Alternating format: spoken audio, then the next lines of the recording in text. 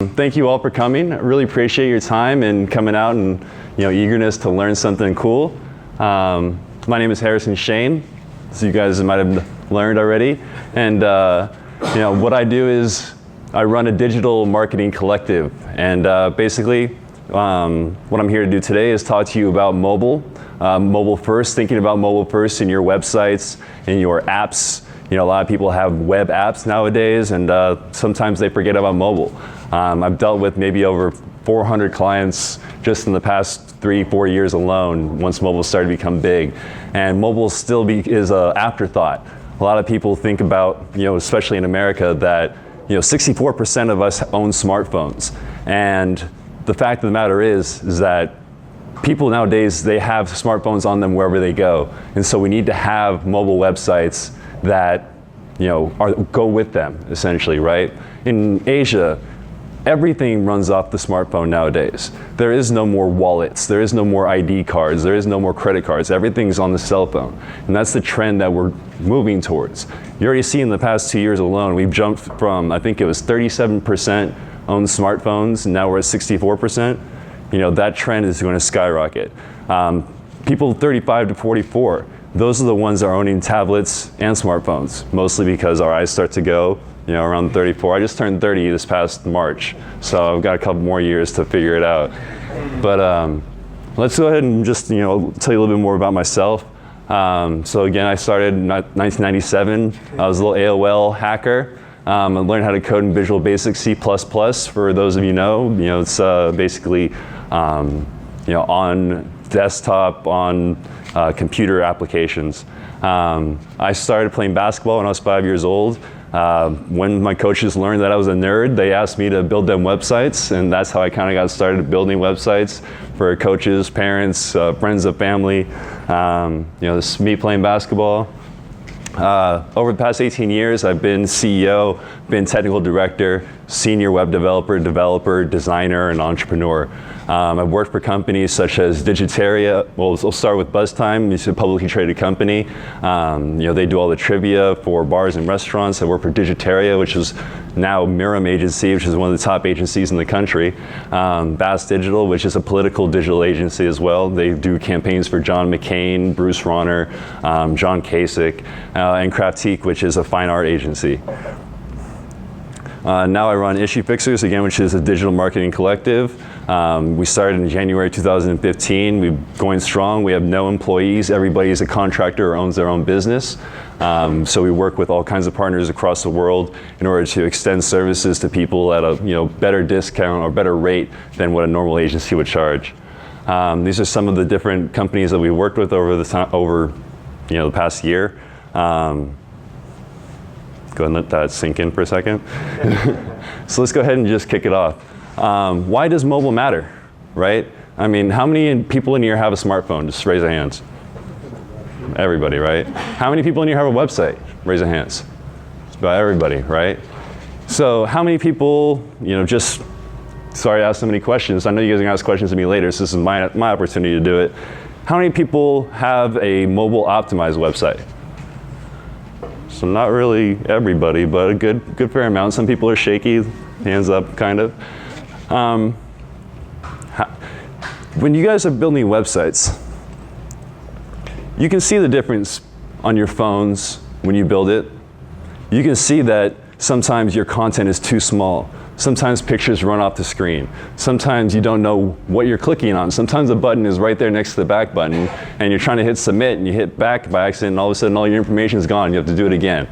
How much of a pain in the butt is that, right? So we do mobile optimization. Mobilegeddon.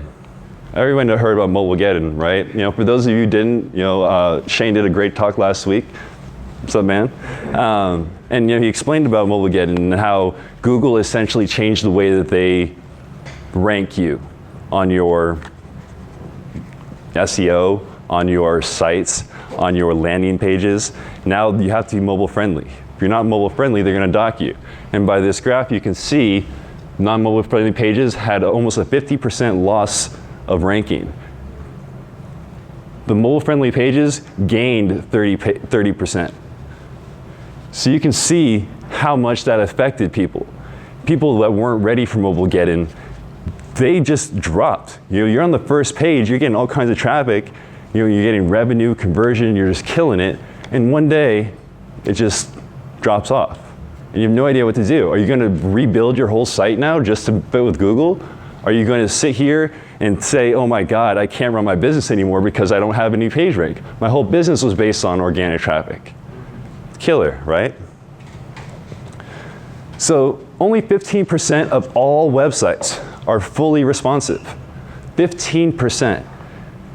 64% of people have mobile smartphones. 15% of websites are optimized fully for all devices. There's no redirection for optimal use on a mobile device. So that means that, how many people remember when M. was a big thing? M. whatever your website is .com versus, you type in wellsfargo.com and all of a sudden you're going to m.wellsfargo.com, right? It's because they recognize they have some piece of code on their website that recognizes you're on a smartphone, and then they segment their traffic based on the device you're on. Let's talk about friendly, optimized, and responsive. Now, what it is friendly websites, you'll go on Google and it'll say mobile friendly on there, and that's because there is a script on that website that detects what kind of device you're on, and depending on if you're on a tablet or smartphone and what kind of smartphone, if you're using Chrome or Safari or a Firefox browser, it'll serve a separate site for you essentially, right? There is something there that says, okay, this person's on a mobile phone, let's serve them this site, while the desktop version sits over here. And now you have to build some sort of connection between those two websites in order to, one, retain your traffic, figure out your data, make sure that your customers are getting the same kind of experience on both. If you change something on one site, now you have to change something on the other site, you've just doubled your time. You've doubled the amount of money you spent on getting your website built. Optimized sites are sites that also detect what kind of browser you're on, but instead of serving you a whole nother site, it serves you a reformatted version of the site. So you can still keep your own code, however, you had a couple other elements in there that basically make it optimized, right? Yeah. And then there's responsive. And responsive is when you're paying the money to do it right. Responsive is when you have a website that it's agnostic. It doesn't matter what device you're on, doesn't matter what browser you're on, doesn't matter if you're in your smartphone or tablet or phablet or laptop or Chromebook or huge 27-inch Thunderbolt. The website's going to be responsive. It's going to respond to the width and height of the device that it's being accessed by. And that's what fully responsive is. It orients to match screen width and height regardless of device. Let's do a test. You can go to Google and you can do mobile friendly tests. Type in those keywords, write that down, because you all want to check that out, make sure. I have a website that I put in here called breakout.co. It's a clothing company here in San Diego. I'm trying to pitch them on some business, so help me out. So we did a little bit of a test on how mobile friendly they were, and this is what we got. Not mobile friendly. You don't want to see this page, okay? It'll tell you right here why you're seeing this page. Content wider than the screen. Links too close together. And you can already see how Google is rendering it. It tells you, hey, we might not be absolutely correct, but this is what we're getting, and because of that, you're failing. Let's try one that does work. This is Craftique. And Craftique says, awesome, this page is mobile friendly. That's what you all want to see. When you type in your website, if you see anything else other than this, call me. Everyone knows about the Success Kid. I love that little baby. Helped me through school. So mobile friendly, optimized, responsive. You can see, like I mentioned before, not everybody has bought into this methodology yet. People are still trying to figure it out. So it's okay if you haven't figured it out yet too. All right, people are, how do you say, excited, but weary. It costs a lot, especially if you're dealing with developers here in America. It costs a lot. Developers are increasing in prices because they're getting better. They're being able to take advantage of people that don't know what they're doing. I can say, hey, I'll charge you $15 an hour, but I'm going to take 200 hours to build something, right? Or I can say, hey, I'll charge you $80 an hour, but it'll take me 40 hours to build something. right? Always, always, always be smart about the developers you deal with, because there's developers everywhere, and everybody wants to be a developer. And some people who say they're a developer are really just drag and droppers, right? How many people here have ever dealt with Wix or Weebly or Squarespace? Show of hands. Yeah, right? So you understand then.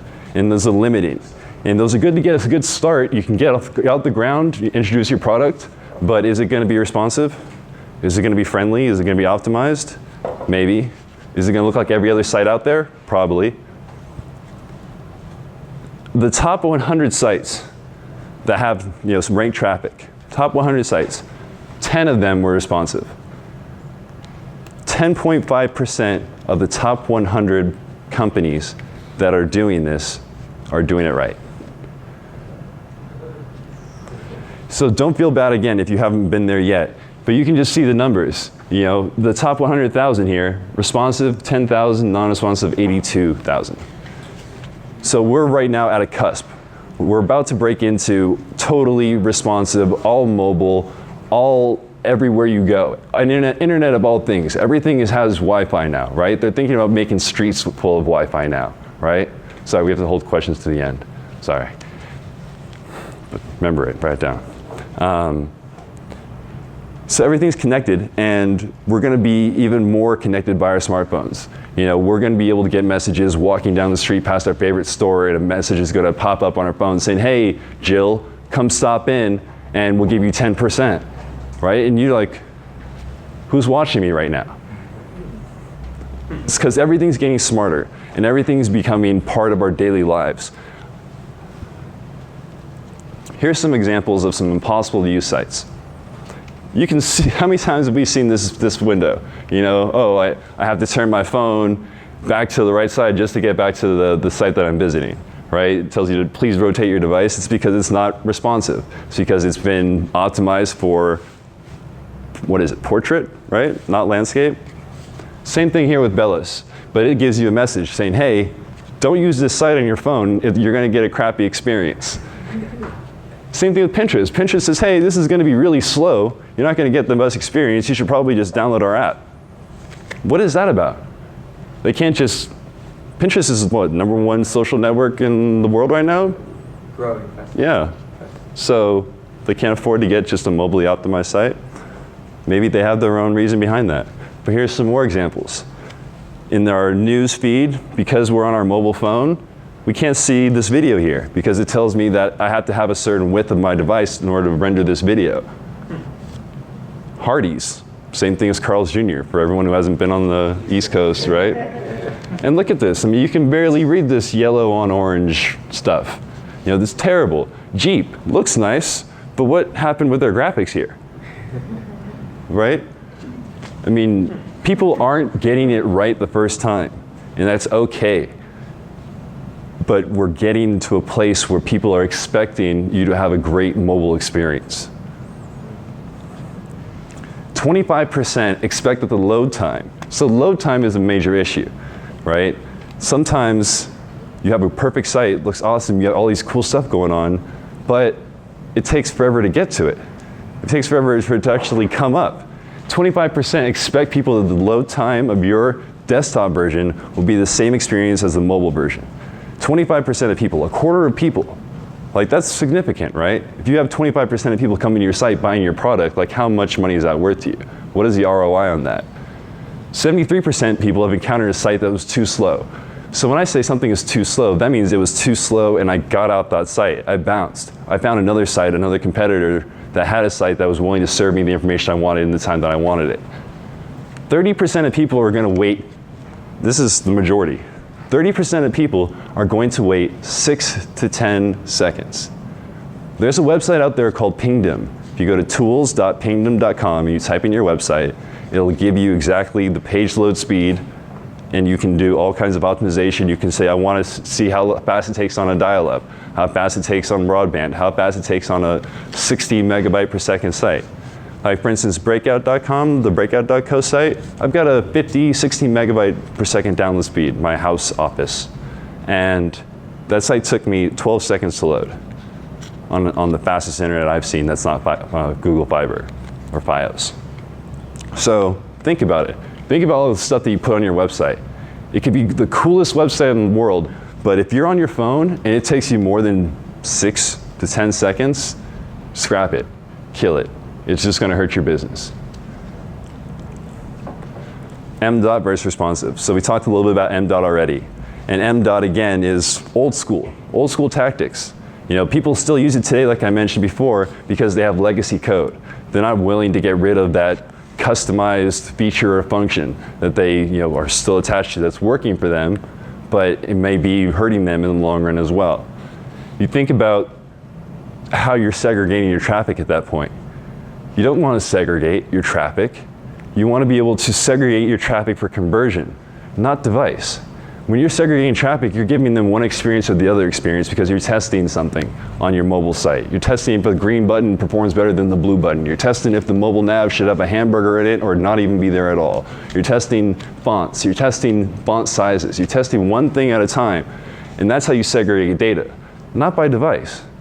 Because then now you have a mess of data. And then you're going to have to call Brooke over here to have all your data aggregated, right? And have all your data managed. Now you're paying hundreds of thousands of dollars to manage all of your different sites and all your different properties just to get a glimpse at how it's performing, who your audience is, and how to optimize your site.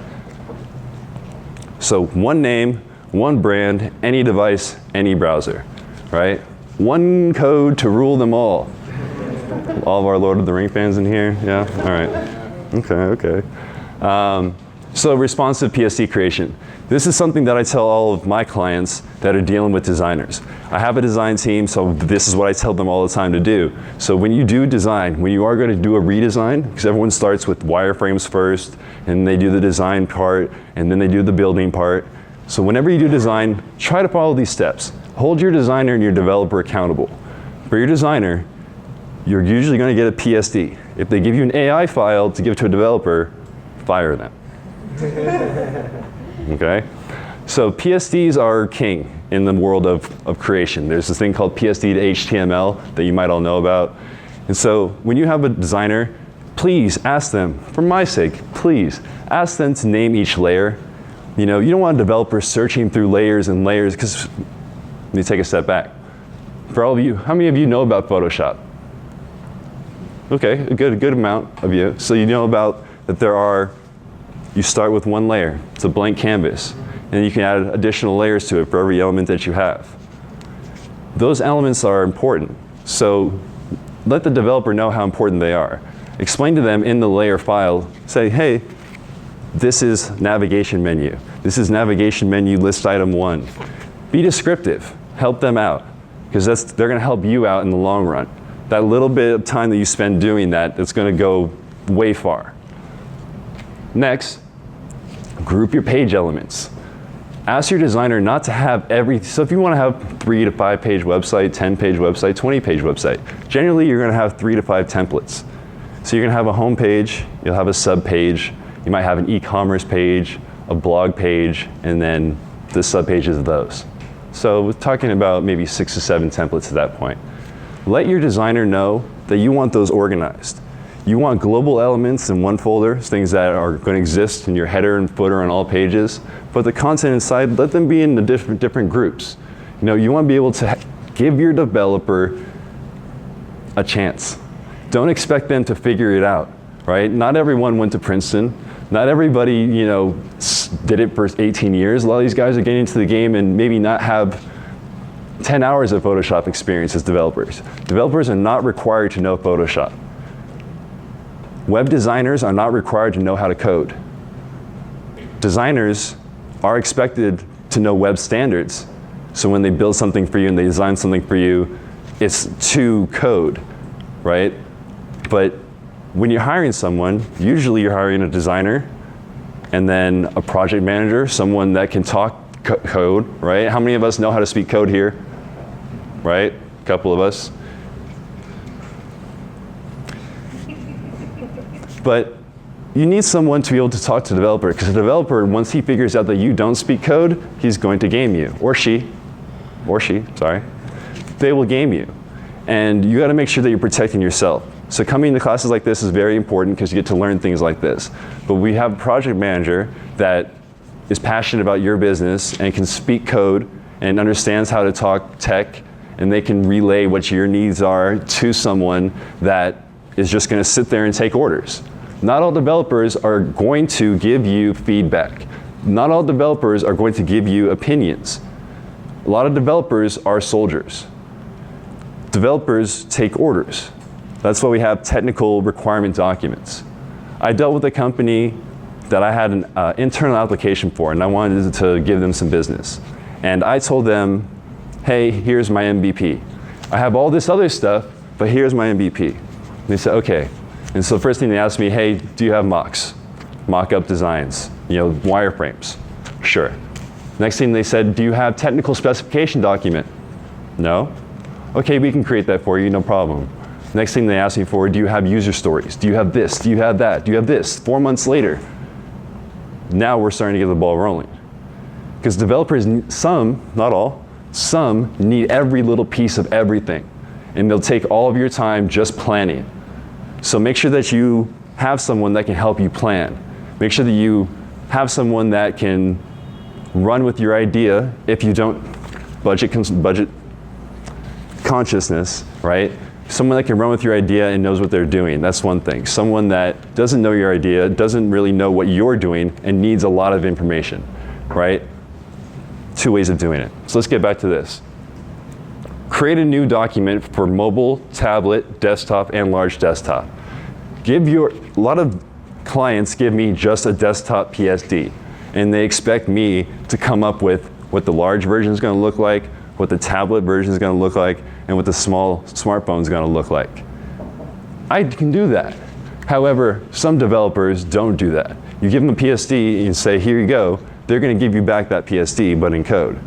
And that's all you're going to get. So make sure that you require your designers to put together all these different responsive states of your design. Oh, down here you can't read it, but it says always deliver Retina and non-Retina PSDs and JPEGs along with fonts. This is important because now think about how many people have iPhones? A couple of us, okay. Apple is all Retina. They have 200 pixels per inch that they're displaying on their devices. Most web devices or web browsers in the past have been 72 pixels per inch. So it's a lot more pixelated. So if you have a non-Retina ready design, but not a Retina ready design, when you're on your Thunderbolt at home, it's going to look pixelated. It's not going to look crisp and clean like it can. So always ask for Retina and non-Retina images. The JPEGs are important too, because that's basically consolidating all the layers, all the fonts into a document, so your web developer can reference that document when he's looking at the PSD. Sometimes people don't give you fonts, and those fonts won't render correctly. And when the developer sees the PSD and the fonts aren't rendered correctly and he does the work, you're like, what is this? And the developer's like, I didn't get any fonts. It said that it required fonts, but I didn't have them, and I didn't need to ask you for them, so I'm giving you what I can give you. And that's sometimes how it goes. Sometimes developers just take orders. Fallbacks and resets. So video, I'm going to try to go through this quickly. I know we're on time. Video formats. When you're working with web devices, especially smartphones and tablets, OGG is an extension of a movie file. MP4 is another extension for movie file. WebM is another extension. Using HTML5, it essentially requires you to have 3 versions of your video files for all different devices that can play it. Some devices have different codecs, which are ways to render movies, and sometimes you get this error, right? How many of us have ever seen that before? You can't play the movie, right? It's because your device can't play that movie. So instead of a black background here, a fallback for that could be a background image. Always have a background image behind your videos. If your videos doesn't play, you don't want to have a big white block of space there that says cannot render video. Have a fallback in place. Have the 3 types of videos in place as well. Normalize and modernize. A lot of templates, themes, browsers even, they will assume what you want to be on your website. They will assume that you want special spacing and padding and font sizes and colors. We use normalize to get rid of all that BS. Normalize essentially blanks out everything. It says, okay, here's the web standards, and this is what it's going to be. So we install our normalized file first, and then we have a modernized file. And modernized is essentially what it says. It adapts to modern browsers, modern devices, and it gives you the best experience possible. So these are two style sheets that I always include in everything that I do. And the next thing is browser-specific CSS. So sometimes, not all the times, people will include style sheets, which is essentially all your fonts, colors, spacing, padding, everything. But for Internet Explorer, and Explorer 6, 7, 8, 9, they all have their own style sheets, right? And you can write in logic into your code that detects what browser is being, or what version of that browser is being detected. So browser-specific CSS is good fallbacks. That way, if you have someone on an iPhone or iPhone 6, they'll get the best experience possible. HTML5, anyone using Flash still? Anybody? No? Yeah? Because I just had a course for my 2-year-old graphic design class online that said I still needed to learn how to use Flash. Interesting. Interesting. Well, Flash is cool because I mean it definitely correlates to other programs and applications you can learn on the way, but unfortunately a lot of browsers aren't supporting Flash anymore. So we have fallback now HTML5. HTML5 can give you the same animation, the same kind of visual stunning graphics that you're accustomed to with Flash, but now we can do it with code using Canvas. And it renders in generally every single browser I've ever used. Viewport, viewport width, viewport height. This is essentially some more code for your developer. I won't get into it too much, but it is what it says. Your viewport is your device, so your website will match whatever the viewport is. So we include viewport metadata, and we include viewport CSS as well. So other than Google rankings, why do we care about mobile? Well, right here.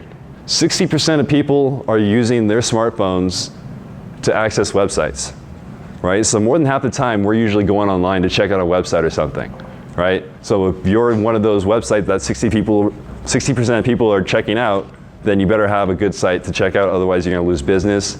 If you have an ad that's running, people click on and they get to a site that's not mobilely optimized, you're losing money. Think about it.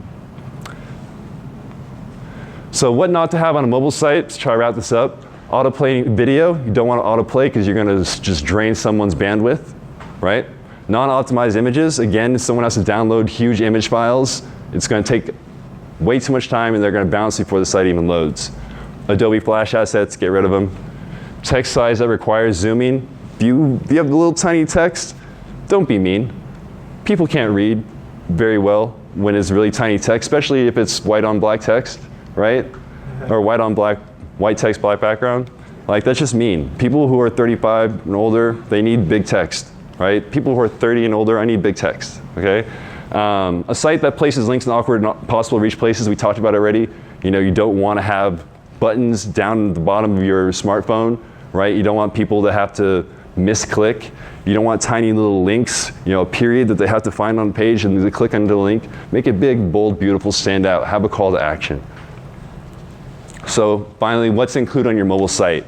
Mobile menu, hamburger menu, we talked about this, whether it slides out, drops down, have a mobile menu, please. Don't have all of your links right there and I have to do this and that just to see your about page. Multiple media queries. Media queries, again, tell your style sheets, hey, between this size and this size, display the text this way. Display my website in this way. So between 320 pixels and 767 pixels, I want my site to look like this. From 768 to 991, I want my site to look like this. From 992 to 1199, site like this. And 1200 plus, I want it to look like this. 2 columns for Padlet and tablet. Columns, grid, grid, grid, grid, grid. People, get used to the grid.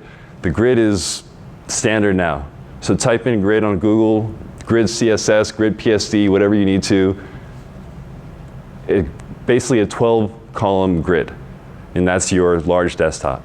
And within these 12 columns, they shrink as you get smaller in device. So you go from 12 columns down to 2 columns for tablet and phablet. So when you have, you know, your 7-inch or your 9-inch tablets, give them 2 columns. Don't make it 3, don't make it 4, because now when you have 4 columns, your images are tiny, your text is even tinier, and you're trying to cram everything in one place. Let it scroll. If you don't want to let it scroll, put a big button saying read more and take them to another page. It's okay. Just give them a good experience. 1 column for smartphone. When you're on your iPhone, how many people have ever seen like Amazon or something and you've got two things in a row? Never. It's always stacked on top of each other when you're on your mobile. Clear call to action, like I mentioned. People on their smartphone, they don't want to take forever to figure out what they want to do. Put a big button, a big image, something in there saying, hey, click on this. Hey, go to this page. Don't be afraid to tell people what to do. Some people are mindless drones and they need to be told what to do. It's okay. Large fonts, we already talked about that. Mobile optimized image, don't drain your customer's bandwidth. Mobile-friendly meta tag, so again, tell your developer to include that mobile-friendly tag. It's easy, it just says mobile-friendly. Mobile optimized SEO, so sometimes when people are, well, you talked to Derek about this, but when people are looking for a certain experience, they're going to be looking for different keywords on their mobile device than their desktop. For instance, I had a client that did trivia, live trivia, and you would go to their website at home and tell you all about it, tell you all about trivia and all the things they do. But when you go to the same site on your mobile phone, it takes you to a map and it shows you all the trivia around you. And that's the home page. Because people have different expectations of websites depending on what they're doing at that time of day. So mobile optimized SEO. Anticipate what your client or customer or potential customer is doing at that moment when they're trying to get to your site. If you have a clothing site or a retail site and people are on the bus or on a subway or just walking down the street and they're looking at clothes, give them a good experience to buy those clothes. Don't try to make it be like on a website when people have time to sit down and scroll and just go through everything and waste 2 hours looking at clothes. Get people to convert in the first 15 minutes. Why not? Give them a chance. HTML5, we talked about single column forms with autofill. So we did talk about single column forms last week, but autofill. You're allowed to let people autofill forms. There is a special tag you can include in your form that says autofill true, essentially. That way people who have their information saved on their browsers or their phones, they can just let it get filled in. They don't have to worry about that back button anymore. They can just go back and their information is still there. Desktop version link, always include a link at the bottom that says, hey, request a desktop site. That'll take you to the actual full version that they might be used to. Cool. So how do you go about optimizing your site? You can do it yourself, or you can hire a professional. All right? And so that's all I've got for today. Thank you very much. Woo, thank you.